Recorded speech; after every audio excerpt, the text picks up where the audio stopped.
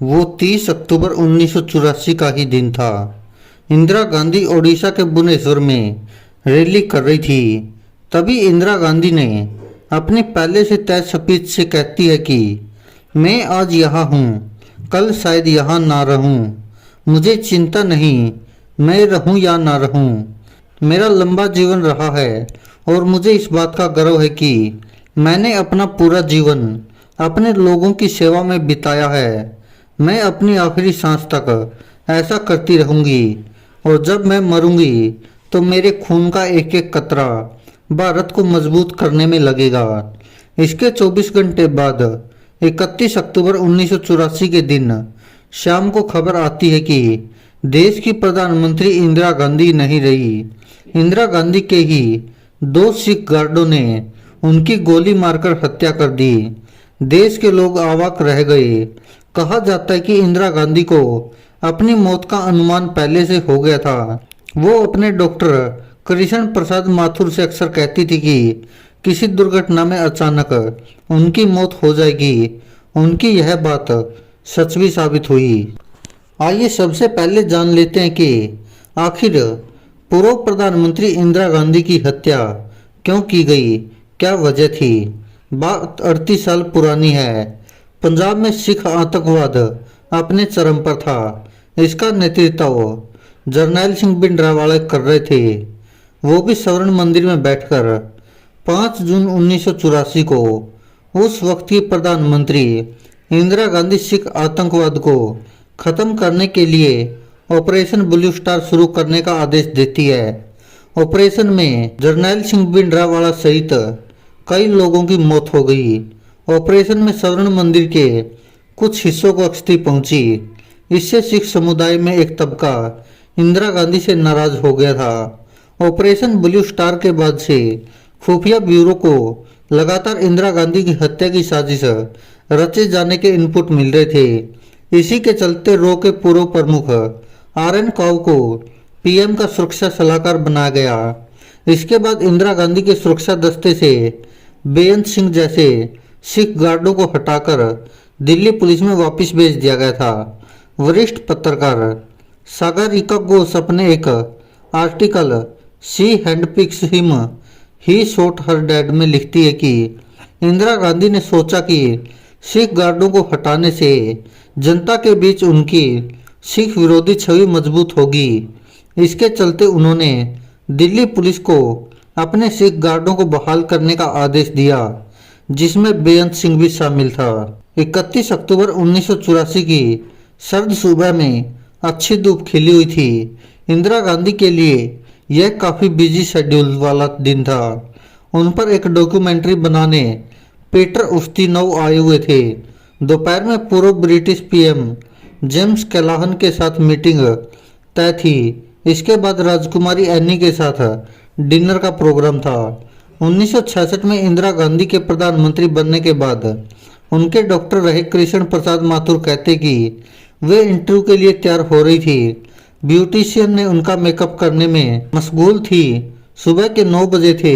इंदिरा गांधी तैयार होने के बाद अपने घर एक सफदरजंग रोड से अपने ऑफिस बगल के बंगले एक अकबर रोड पर जाने को उठी। यहाँ पर पीटर उस्तिनोव उनका इंतजार कर रहे थे। धूप से बचाने के लिए कांस्टेबल नारायण सिंह एक छाता लेकर उनके बगल में चल रहे थे। उनके जस्ट पीछे उनके PA RK धवन और निजी सेवक थे। वह हमेशा की तरह काफ़ी सुंदर दिख रही थी। उन्होंने इस दौरान ब्लैक बॉर्डर वाली केसरिया रंग की साड़ी पहनी थी। उन्होंने साड़ी की मैचिंग की ब्लैक सैंडल भी पहन रखी थी। कैमरे पर फोटोजेनिक होने के लिए उन्होंने अपनी बुलेट प्रूफ जैकेट नहीं पहनी थी। उस दौरान धमकियां मिलने के चलते उन्हें बुलेट प्रूफ जैकेट पहनने के लिए कहा गया था। जैसे ही इंदिरा गांधी एक अकबर रोड को जोड़ने वाले विकेट गेट पर पहुंची, उन्होंने धवन के कान में कुछ कहा। गेट पर इंदिरा गांधी के सुरक्षा गार्ड सब इंस्पेक्टर बेअंत सिंह और संतरी बूथ पर कांस्टेबल सतवंत सिंह स्टेनगन लेकर खड़े थे। इंदिरा गांधी ने हमेशा की तरह आगे बढ़कर बेअंत और सतवंत को नमस्ते कहा। इतने में बेअंत ने 38 बोर की सरकारी रिवॉल्वर इंदिरा गांधी पर तान दी। तभी इंदिरा गांधी बोली, तुम क्या कर रहे हो? सेकंडों की खामोशी के बीच बेअंत सिंह फायर करता है। गोली इंदिरा गांधी के पेट में लगती है। बेअंत सिंह की दूसरी तरफ एक और सिख गार्ड 22 साल का सतवंत सिंह अपनी स्टेनगन लेकर खड़ा था। सतवंत यह सब देखकर घबरा गया था। तभी बेअंत चिल्लाता है, गोली मारो। यह सुनते ही सतवंत अपनी 25 गोलियां इंदिरा गांधी के सीने में उतार देता है। इस दौरान शक पकाए धवन स्टैचू बनकर खड़े रहे। धवन उस घटना को याद करते हुए कहते हैं, मैं उस दिन के बारे में सोचता हूँ तो पागल हो जाता हूँ। मैं इसके बारे में नहीं सोचने की कोशिश करता हूँ। वह बताते हैं कि सतवंत ने इंदिरा गांधी के जमीन पर गिरने के बाद भी फायरिंग जारी रखी। इसी बीच धवन और अन्य सुरक्षाकर्मी खून से लथपथ इंदिरा गांधी की ओर भागे। वहीं गद्दार बेअंत और सतवंत ने बिना किसी पछतावे के अपनी बंदूकें नीचे गिरा दी। बेअंत ने कहा, मुझे जो करना था मैंने कर लिया, अब आपको जो करना है वो करिए। अब तक आईटीबीपी के जवान आ चुके थे। उन्होंने बेअंत और सतवंत सिंह को अपने कब्जे में लिया था। इसी दौरान रहस्यमयी तरीके से बेअंत सिंह को गोली मार दी गई और उनकी तुरंत मौत हो गई।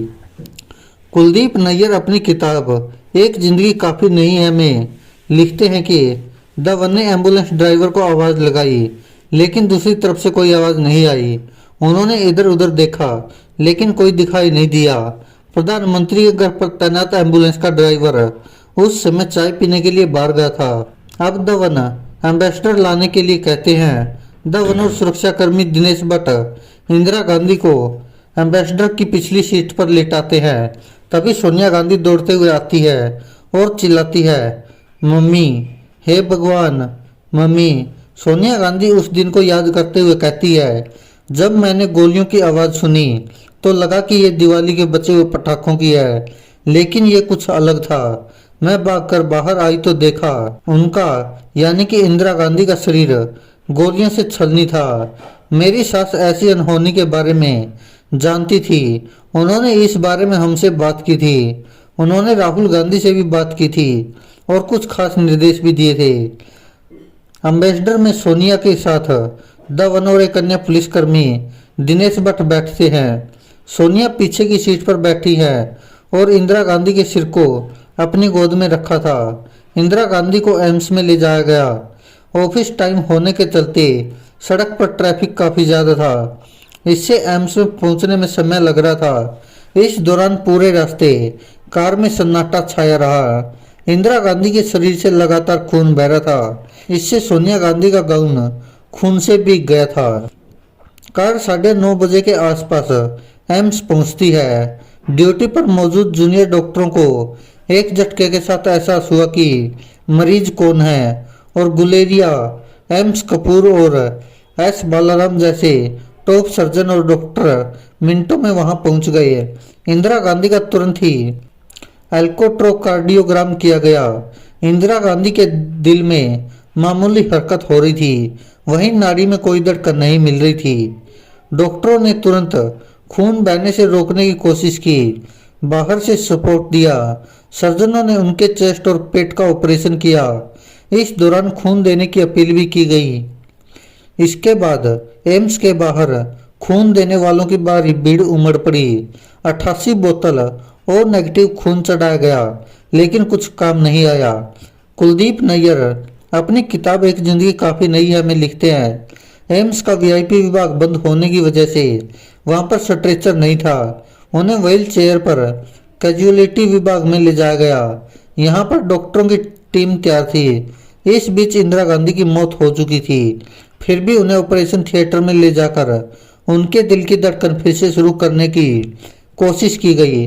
डॉक्टरों ने बताया कि गोलियों ने उनके लीवर के दाहिने हिस्से को छलनी कर दिया था। उनकी बड़ी आंत में 12 के करीब छेद हो गए थे और छोटी आंत को काफी नुकसान पहुंचा था। उनके एक फेफड़े में भी गोली लगी थी और रीढ़ की हड्डी भी गोलियों के असर से टूट गई थी। सिर्फ उनका हृदय सही सलामत था। उनके शरीर पर गोलियों के 30 निशान थे और 31 गोलियां इंदिरा गांधी के शरीर से निकली थी। राजीव गांधी भी तब तक दिल्ली पहुंच गए थे। राजीव गांधी उस समय पश्चिम बंगाल में चुनाव प्रचार के लिए गए हुए थे। राजीव गांधी को भी इसकी जानकारी बीबीसी रेडियो से मिली थी। इसके बाद दोपहर 2:23 पर औपचारिक रूप से इंदिरा गांधी की मौत की घोषणा हुई। वहीं बीबीसी ने कई घंटे पहले ही इस खबर की घोषणा कर दी थी।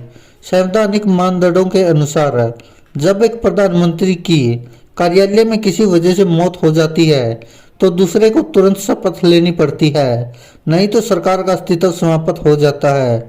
इसलिए ऑल इंडिया रेडियो को राजीव गांधी के प्रधानमंत्री के रूप में शपथ लेने से कुछ मिनट पहले ही घोषणा करने की अनुमति दी गई थी। एम्स में उस समय तक सैकड़ों लोग जुट गए थे। धीरे धीरे यह खबर भी फैल गई कि इंदिरा गांधी को 2 सिखों ने गोली मार दी है। इससे माहौल बदलने लगा। राष्ट्रपति ज्ञानी जैल सिंह की कार पर पथराव हुआ। शाम को अस्पताल से लौटते लोगों ने कुछ इलाकों में तोड़फोड़ शुरू कर दी।